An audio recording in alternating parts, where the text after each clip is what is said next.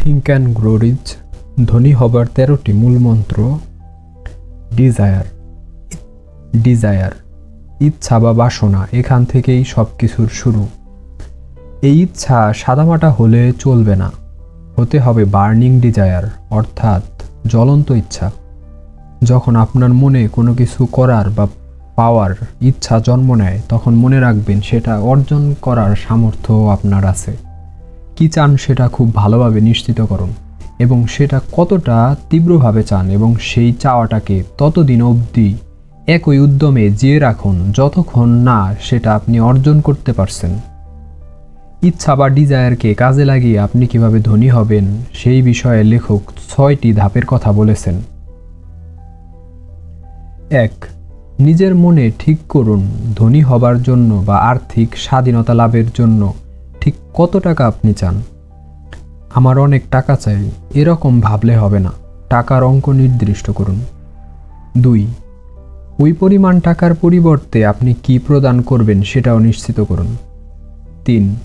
ঠিক কোন সময়ের মধ্যে আপনি ওই পরিমাণ টাকা অর্জন করবেন সেই তারিখটাও নির্দিষ্ট করুন। 4.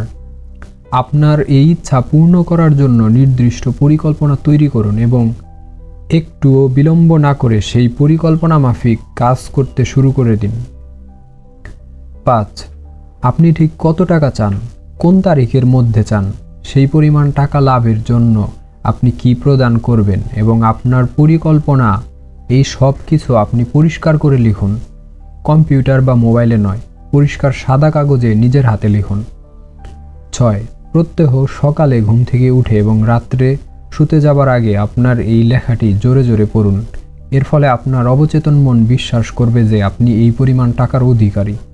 ফেইথ বিশ্বাস হলো মনের একটি অতি গুরুত্বপূর্ণ অবস্থা। আপনার কাঙ্ক্ষিত লক্ষ্য পূরণের আনন্দ কল্পনায় অনুভব করুন। মনে করুন যা যা আপনি চান সবই ইতিমধ্যেই আপনি পেয়ে গেছেন, এবং আপনার এই অবিরত চিন্তার মাধ্যমে আপনার অবচেতন মনকে বিশ্বাস করান সেই সমস্ত কিছু যা আপনি পেতে চান।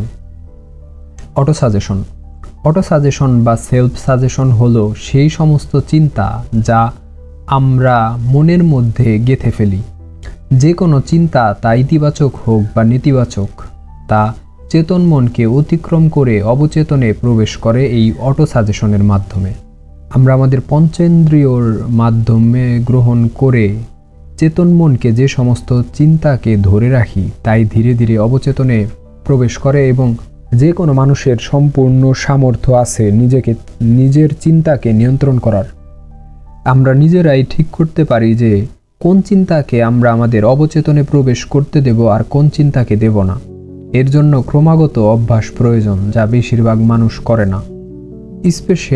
স্পেশালাইজড নলেজ আপনার কাঙ্ক্ষিত অর্থ লাভের জন্য আপনাকেও পরিবর্তে কিছু প্রদান করতে হবে। হতে পারে সেটা কোনো ধরনের পরিষেবা বা কাজ। যাই করুন না কেন, তাতে আপনাকে নিজেকে বিশেষভাবে দক্ষ করে তুলতে হবে। শুধু জ্ঞান থাকা যথেষ্ট নয়, সেই জ্ঞানকে সঠিকভাবে কাজে লাগানো খুব জরুরি। তাই যে কোনো একটি বিষয়ে নিজের জ্ঞানকে ক্রমাগত সমৃদ্ধ করতে থাকুন এবং নিজেকে বিশেষভাবে দক্ষ করে তুলুন। ইমাজিনেশন বলা হয়ে থাকে মানুষ সেই সব কিছু গড়তে পারে যা সে কল্পনা করতে পারে। কল্পনা শক্তির ক্ষমতা অসীম। আমাদের ইচ্ছা, আকাঙ্ক্ষা, পরিকল্পনা সমস্ত কিছু আগে কল্পনায় রূপায়িত হয় এবং পরে তা বাস্তবায়িত রূপ পায়। অর্গানাইজড প্ল্যানিং আপনার ইচ্ছা শক্তি দিয়ে আপনি যা কিছু কল্পনা করেছেন তাকে বাস্তবে পরিণত করার জন্য সেই অনুযায়ী কাজ করা একান্ত জরুরি। আর সেই কাজ সঠিকভাবে করার জন্য দরকার সুশৃঙ্খল ও সুনির্দিষ্ট পরিকল্পনা। সঠিক পরিকল্পনা ব্যতীত কোনো কাজে সফলতা পাওয়া অসম্ভব। ডিসিশন খুব ভেবেচিন্তে সিদ্ধান্ত নিন এবং একবার সেই সিদ্ধান্ত নেওয়ার পর সেই সিদ্ধান্তে অনড় থাকুন। অন্য কারো কথায় বা কোনো নেতিবাচক প্রভাবে নিজের সিদ্ধান্ত থেকে সরে যাবেন না। পারসিস্টেন্স সফলতা ও ব্যর্থতার মধ্যে কোনটা আপনি পাবেন তা নির্ভর করে আপনার অধ্যবসায়ের উপর। যতই বাধা আসুক, যত রকমের অসুবিধা থাকুক, যদি নিজের সিদ্ধান্তে অবিচল থেকে লক্ষ্য পূরণের উদ্দেশ্যে একভাবে সম্পূর্ণ বিশ্বাস নিয়ে অধ্যবসায়ের সাথে এগিয়ে যান, তবে সাফল্য অবশ্যম্ভাবী। মাস্টারমাইন্ড। সমমনস্ক ব্যক্তিদের সাথে সংযোগ গড়ে তুলুন। এর ফলে আপনার বিশ্বাস আরও জোরদার হবে, আপনি নতুন নতুন সুযোগ খুঁজে পাবেন, আপনার পরিকল্পনা আরও সমৃদ্ধ হবে এবং দ্রুত আপনি আপনার লক্ষ্যে পৌঁছাতে পারবেন। ট্রান্সমিউটেশন এর অর্থ হল রূপান্তর। লেখক বলেছেন, মানুষের তীব্রতম আকাঙ্ক্ষাগুলির মধ্যে অন্যতম হল যৌন ইচ্ছা বা মিলনের আকাঙ্ক্ষা। এই ইচ্ছার তীব্রতাকে শারীরিকভাবে প্রকাশ না করে যদি কোনো সৃজনশীল বা সৃষ্টিশীল কাজে রূপান্তরিত করা যায়, তবে তা অসামান্য ফলদান হবে। The subconscious mind. আপনার অবচেতন মন কখনো বিশ্রাম নেয় না, সর্বদা কাজ করে চলে। এর ক্ষমতাকে কাজে লাগান। আপনার অবচেতন মনের শক্তি সংক্রান্ত। The brain. আমাদের মস্তিষ্ক অত্যন্ত শক্তিশালী। আপনার ইচ্ছা, বিশ্বাস, পরিকল্পনা সব কিছুই মস্তিষ্কের মাধ্যমে ঘটে।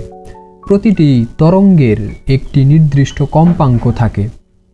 একটি সাধারণ চিন্তার তুলনায় একটি জোরালো ইচ্ছা ও বিশ্বাসে পরিপূর্ণ চিন্তার কম্পাঙ্কের তীব্রতা অনেক বেশি হয়। আপনি নিজের চিন্তাধারার পরিবর্তনের মাধ্যমে নিজের কম্পাঙ্ক বদলাতে পারেন এবং ইতিবাচক কম্পাঙ্কের চিন্তা ও পরিস্থিতিকে আকৃষ্ট করতে পারেন। The sixth sense. এই ব্রহ্মাণ্ডের অসীম শক্তির উৎসের সাথে আমরা সংযুক্ত হতে পারি নিজেদের ষষ্ঠ ইন্দ্রিয়ের দ্বারা। এটি হলো আমাদের অবচেতন মনের সেই অংশ যা আপনার অজ্ঞাতেই আপনাকে নানা সুযোগ এনে দেয়।